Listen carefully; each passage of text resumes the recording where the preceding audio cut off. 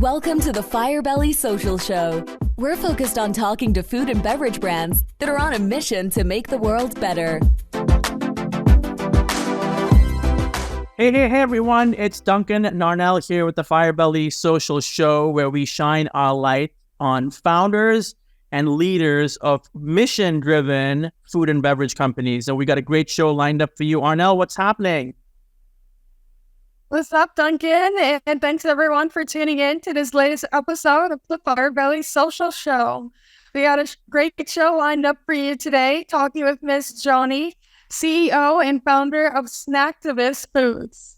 This episode is brought to you by Firebelly Marketing. At Firebelly, we help mission-based food and beverage brands bring people closer through social media marketing. So if you're ready to use social media to create more community and excitement around your food and beverage brand, go to firebellymarketing.com to learn more. And you guys, one of the reasons we're so excited today is because we talked to a lot of great leaders and founders who are doing amazing things. But my opinion of today's guest, in addition to being amazing, she's actually dealing with life-changing things that are going on with our planet on a daily basis. So let's welcome Joni Kindwall-Moore from Snacktivist Foods. She's a scientist and nurse. She's a food systems activist. She's a mother. She's an entrepreneur, obviously the founder of Snacktivist, and someone who believes that CPG brands can lead food trends towards food system resiliency, regenerative agroecology, and health. And so that's all. Joni, welcome. Thank you for having me. It's a pleasure. We are so excited to have you, and we're hoping to get into some big stuff today. So let's start out. What's happening? Let me rephrase. What's really happening with farming today in this country? Well, farming's at a really interesting crossroads right now, globally. I mean, we're really on the brink of 20,000 years of, agriculture, really, when you look at like where humanity has gone since the earliest forms of, agricultural communities where we started tilling the land and bringing in irrigation and just really transforming the landscape. And obviously we need to do that in order to eat. I don't ever want to demonize people who are farming or what we get out of that, but we just had to get very real that has significantly changed the trajectory of the natural world. And we're really at a crossroads where it's kind of coming to a very strange time where what we have been doing might not keep working in the future unless we rapidly changed right now. So. And so what about proprietary seeds and then continued loss of biodiversity that we're experiencing? Yeah, so that's a really huge topic that I'm super passionate about. I do have a degree in botany, so I tend to kind of get nerdy on the plant side. But, when you look at like the biodiversity of intact ecosystems, it's very rich. Like there's so many different species, even in very limited areas like the desert where there's fewer, there's just fewer different species, but there's still like a multitude of species that you aren't necessarily paying attention to. Like there might be fewer plant species, but there's a lot of microbial species, fungal and bacterial in the soil. And when you look at conventional chemically intensive agriculture, there's this massive reduction in biodiversity, both in the plants, like the actual plants we're intentionally planting, but also in soil, microbial life. And then also that then plays into the decreased biodiversity of insects and animals and et cetera, et cetera. So most people don't realize that just in the last 100 years with the advent of modern agriculture that we've lost about 90% of our genetic diversity of our food crops. That includes animals, at the diversity at the animal level, but also in all sorts of different plants. And we've lost about 75% of all of our domesticated like cultivars. So, that could be like, there's apples, but then there's like multiple species of there's multiple varieties of apples, and so during the 20th century, we had a very dramatic loss in that biodiversity.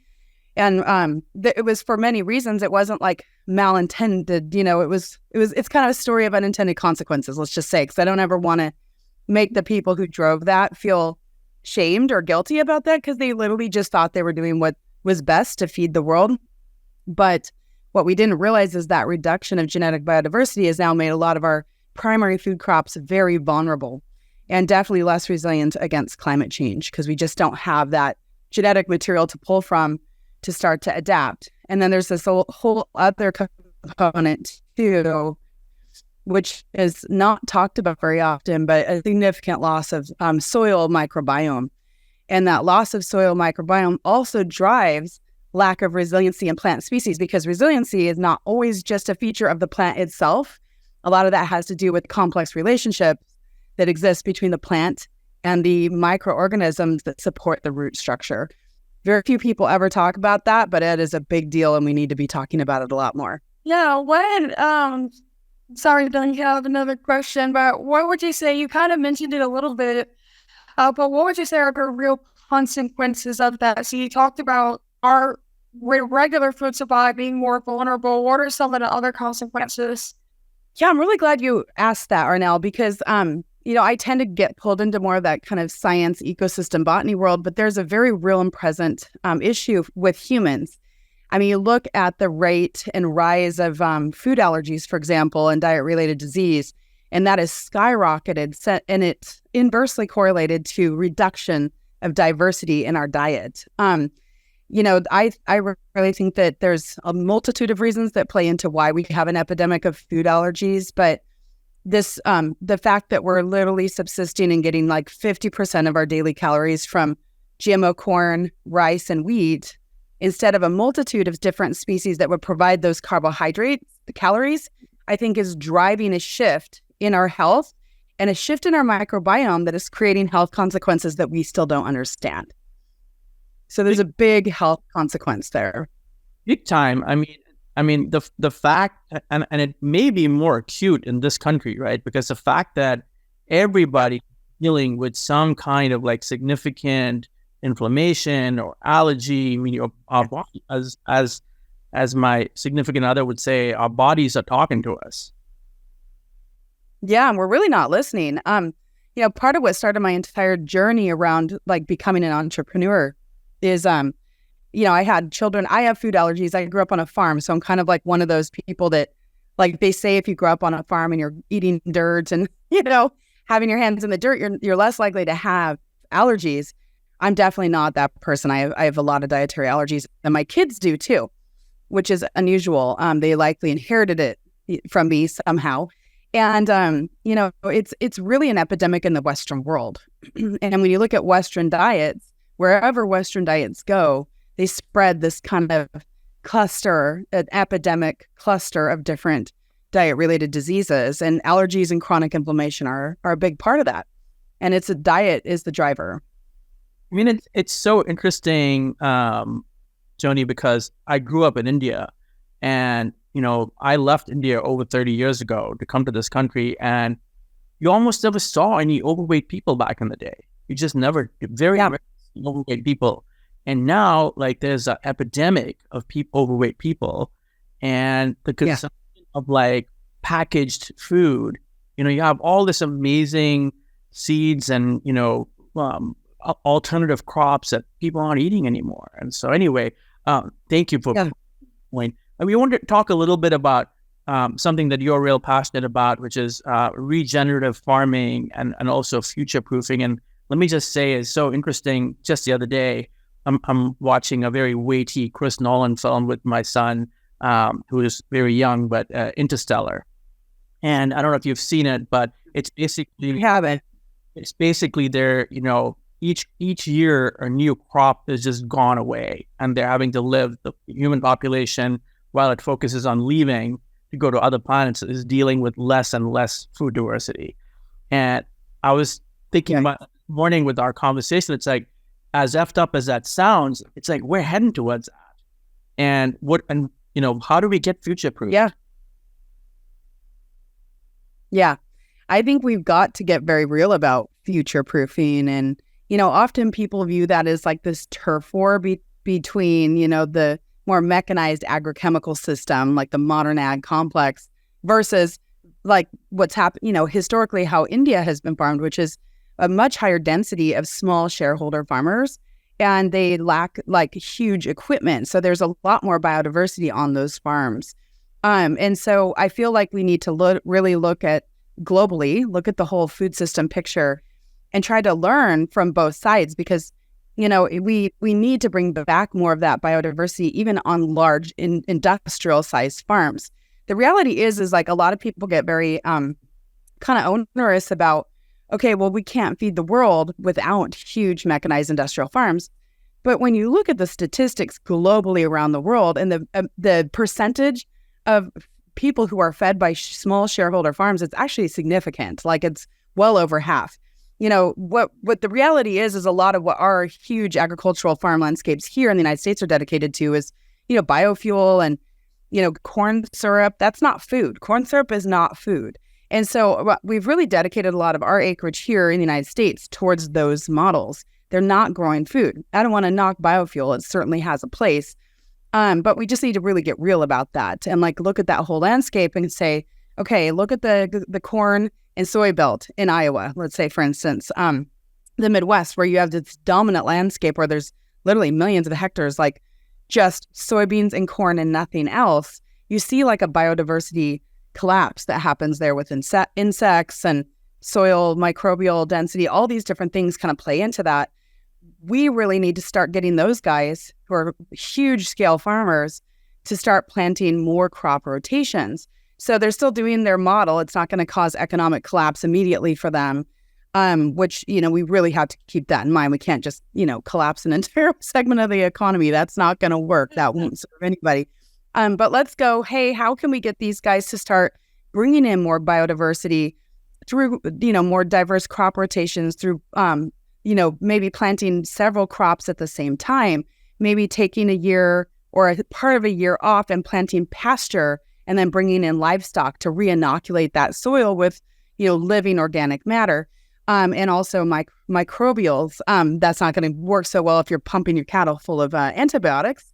But if you are reestablishing more of that natural system, suddenly we start to reestablish that buffer system that's in the soil, and that helps to nurture so many different things that will help us kind of redirect that trajectory of our food system away from that, like, oh gosh, like that sci-fi scenario that's like, you just imagine Arnold Schwarzenegger with like his sleeves torn off and like, on the back, or like not Arnold Schwarzenegger, who's the guy, Sylvester Stallone, just like some sort of warlord type environment. We literally can't get there. Like, that's what people need to realize. It's like, guys, that's not a scenario that I'm cool with, and you shouldn't be cool with that either. Let's start today, and let's intentionally let the market start creating a pool for more diverse crops that will incentivize farmers to add more biodiversity at the farm level, that will start to shift the trajectory on a large scale towards a more resilient model.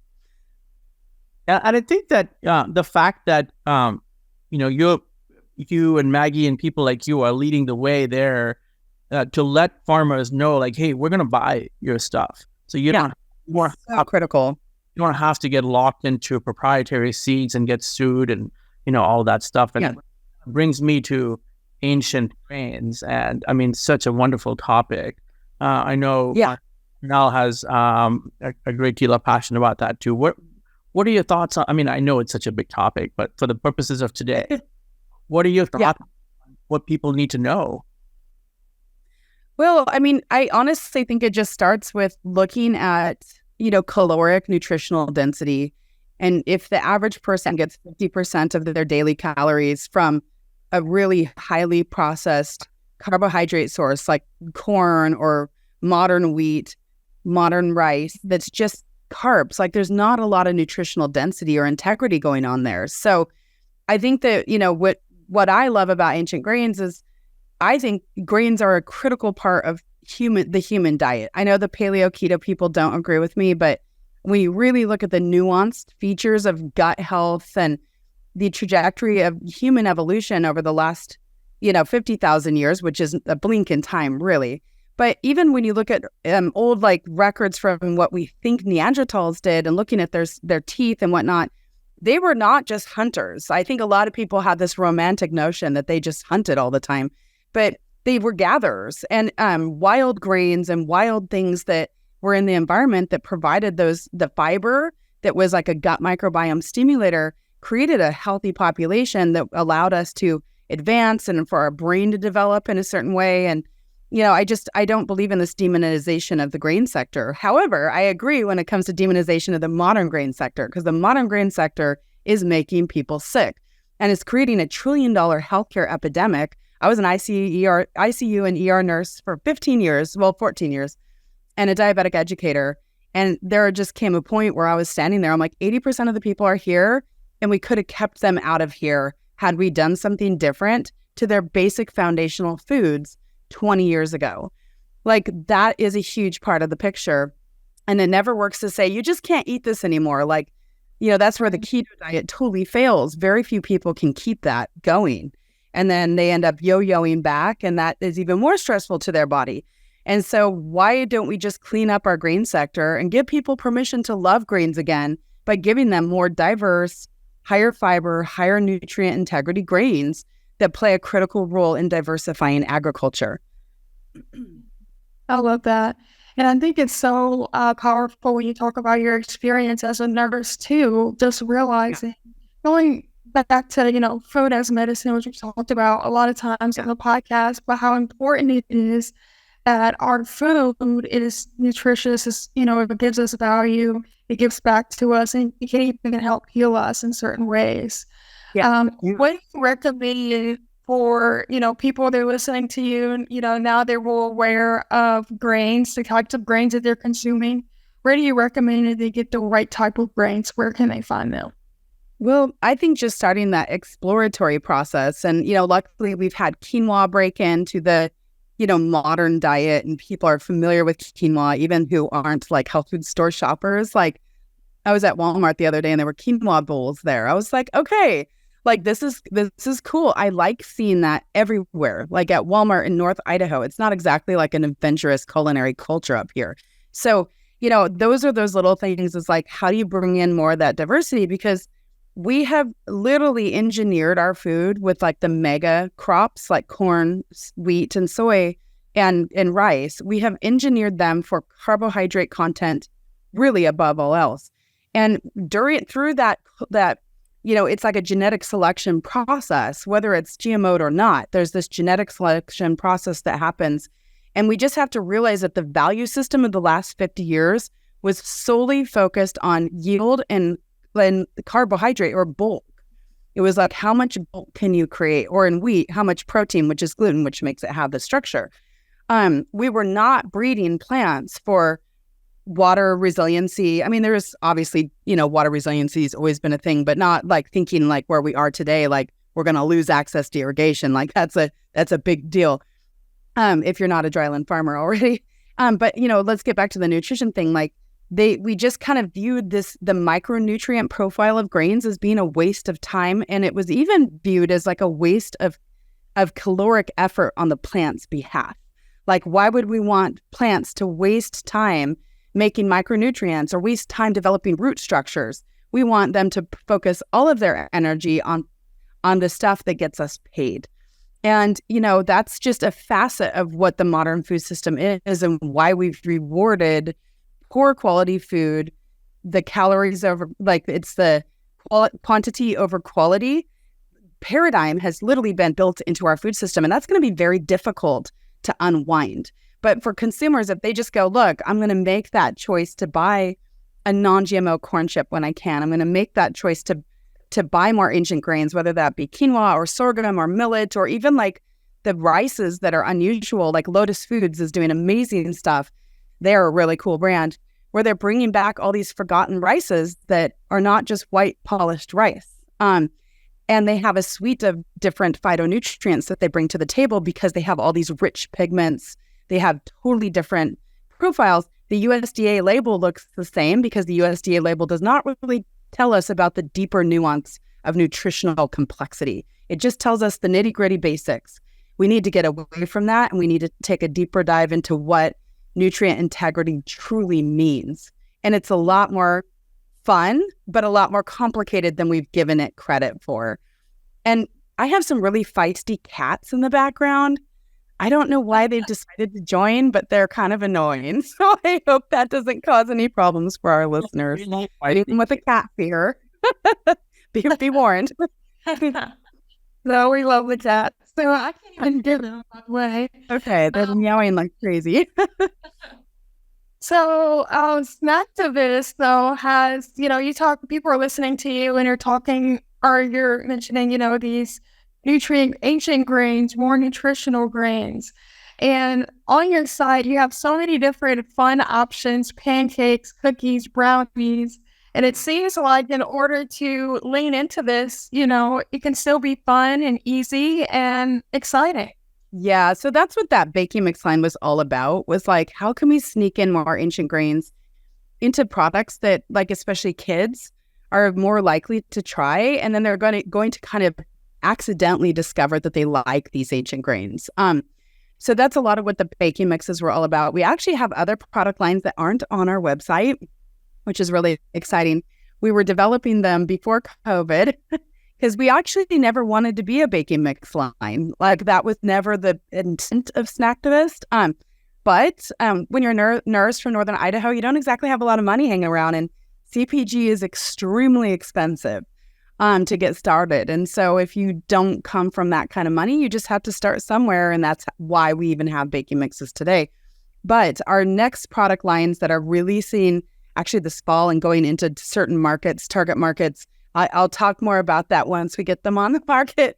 It'll really drive that discovery process more by making it easier for customers to try ancient grains. So, for example, we're really passionate about just whole grain cooked sorghum and whole grain cooked millet, and getting that into people's hands as like a rice substitute or breakfast item, or, not in a floured powdered thing like a baking mix, which kind of takes you several steps away from the integrity of those grains.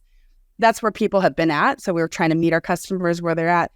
But we really feel like they deserve a place on the plate, like literally just as a cooked item. And so we're really trying to pioneer that space right now too.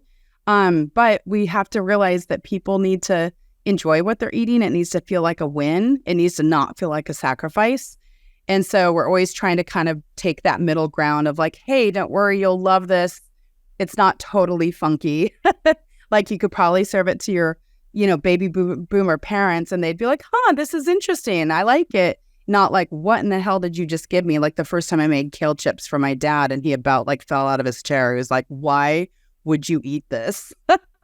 I was like, I love it, quite frankly, but it was like way too much of a long shot for him. He was like, okay, I'll just stick with my meat and potatoes. That's pretty That weird. reminds me of when I first had a rice cake, and I was like, what is this? So I was like, I do not know how I feel about this situation. Yeah, rice cakes leave a lot to be desired. I mean, there's certain foods out there that people eat because they feel like it's healthy, but they really don't enjoy it. Oatmeal is actually one of those. We've realized with many public trials of some of these products we're releasing this fall that really kind of make us rethink the notion of what oatmeal could be. It's like people start confessing, like they're like, oh my gosh, I force myself to eat oatmeal, but I really don't enjoy it. It's slimy and it's boring and they're like, this, on the other hand, is like fun to eat. I love it. There's texture, it's filling. And so we're really like, that's where Snacktivist likes to innovate, is like, how do we deliver that to customers in a form that they're like, I don't feel like I'm sacrificing anything with this. I mean, if you make our pancakes and you serve them at, like many chefs do at restaurants, they don't even tell people that they're gluten-free and vegan, and people rave about them. That's what needs to happen. Bravo. It's so interesting you brought up the oatmeal, because I'm one of those people. Like, I do not care for the traditional oatmeal route. Yeah. It just happened to see, I think it's Kirsten Kish, who's the new host of Master Chef, on Bravo, talking about savory oatmeal. And yeah, I mean, I don't know where the oatmeal came from, but she had green onions and cilantro and all kinds of stuff, and I'm like, man, I just get tired of like this. Yeah. So it leads me to the question. My wife's always saying about, you got to eat the rainbow on your plate, and it's a very accessible way to think about diversity on your plate. Yeah, absolutely. Like, I mean, all of those colors, as long as they're natural, represent different phytochemicals that play important medicinal roles in our body. They combat inflammation. They combat the mechanisms that facilitate the growth of cancer. They combat aging. They combat like memory fog and dysbiosis, which is like a condition in your gut that your gut is out of whack. And a lot of these micronutrients may not always make it to our system, but they nourish and they farm the microbiome in our gut. And when we think about it, very few people think about it like this, but we are all farmers. And we're farming the microorganisms in our gut that allow us to digest our food. And at any given time in the human body, a very large percentage of all circulating metabolites, which are chemicals, came from our gut microbiome. They're exudates. So we're farming them. And every time you eat more diverse foods on your plate and you add all those different chemicals that are going to be first digested by our microbiome, second digested by us, we may be actually planting the seeds for generation of medicines that those little gut microbiomes might be making for us that actually deliver medicine to us. It wasn't that the plant was medicinal, but it had a beneficial effect on that gut microbe that allowed that gut microbe to make medicine for us. Like, that is a paradigm shift. Very few people think about this. This is very representative of the early research that I did as an ethnobotanist and ethnopharmacologist, where we were starting to really figure that out. But at the time, we didn't have the metabolomics, we didn't have the research capacity to really prove this out. We do now. We actually have that kind of research so we can start to quantify this data. But one of the things I'm very passionate about with our sorghum projects, and we're working with university researchers on this, is how can we start to create sorghum-based products that have known quantities of these certain phytochemicals. In this case, it's a condensed tannin, which is like kind of nerdy, but it is what it is. And we know that that condensed tannin has a very beneficial effect on the gut microbiome. We also know in some of the other millets, there are chemicals that stimulate the gut microbiome in a way that makes it make a chemical that acts on blood sugar regulation. And we have early clinical trials showing that people that eat this have very good blood sugar regulation, even though they're eating a lot of carbs. It totally makes us rethink the foundations of how we interpret nutrition and health. And it's because we've been ignoring these little tiny constituents that we deemed unnecessary wastes of time for decades, and we bred them out of our food system. And now we have $1 trillion global health epidemic that's reflective of that. We bred the medicinal qualities out of our food system, and it's a race to bring them back. So I get a little passionate about that, as you can tell. Love it. Bravo. I also feel passionate about it, but try not to go too far off the edge. Yeah, I know. I tend to go off the edge. It's a little over the top. But, you know, when you really look at it from a molecular level, it's all quantifiable. Like, it's data driven. And if we can get that data figured out and we can set this new trajectory, and the consumers are like, oh my gosh, like, I don't care why, I just feel better when I eat this. Magic happens, and that will transform human health. And it will also transform the agricultural landscape because it will start to drive demand for crops that have been historically overlooked in the last couple hundred years. And that'll add biodiversity to the gut microbiome of the soil. And then we start to restore the buffer system, and suddenly the planet's healthier. And that's why food is the huge solve for many huge global issues, from carbon to gut health. Yeah, the conspiracy theorist in me kicks in and says they did it on purpose to sell pharmaceuticals. Well, honestly, I don't think it's as conspiracy like as people do, because I'm a CEO. My job is to protect my shareholders' interests, my investors. I'm a fiduciary. If I don't do that, even as a B Corp, I could lose my job. So you think about that on a huge scale, and you have like teams of people running multi-billion-dollar multinational corporations. Well, their job is to protect shareholder interests. Their job is not to protect the health and integrity of the humans and the planet. And so until we change the framework at a corporate shareholder reward level, that's what ESG is all about, and we redefine the value system of food, that there is the profit level that's cash, but there's also impact levels that have to do with environmental impacts, and we should be rewarded. Like, if you're a farmer and you're growing in a really good stewardship way, why not reward you for carbon sequestration? Why not reward you for biodiversity and water conservation? Like there's so many levels there. And that's what I call it's the axiology of our food and our resource extraction culture.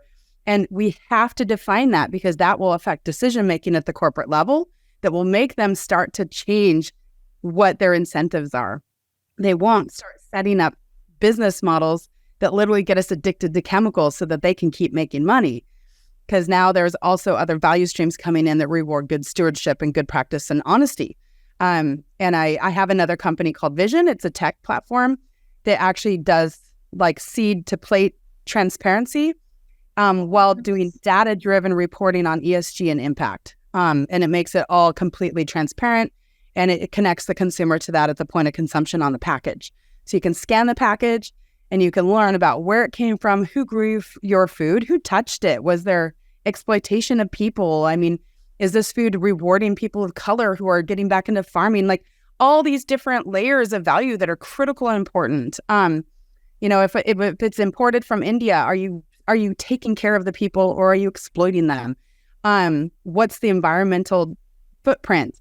And I think right now with the modern organic movement, organic as an industry has exploded in the United States. I mean, it's a huge, multi-billion-dollar industry. But in the U.S., under 2% of all farmlands are dedicated organic. So what that means is that we're importing most of our organic, and we have very little visibility into the actual integrity of those practices. In fact, they could be false. We don't know. And so we've got to make transparency like a new standard for transparency globally in food and agricultural supply chains. So that way we can make honesty and integrity the most important ingredient again. And once we do that, things will fall into place. I love it. I love it. Everyone, please pay attention to these issues. These are life-changing and human race-changing issues that we need to be thinking about.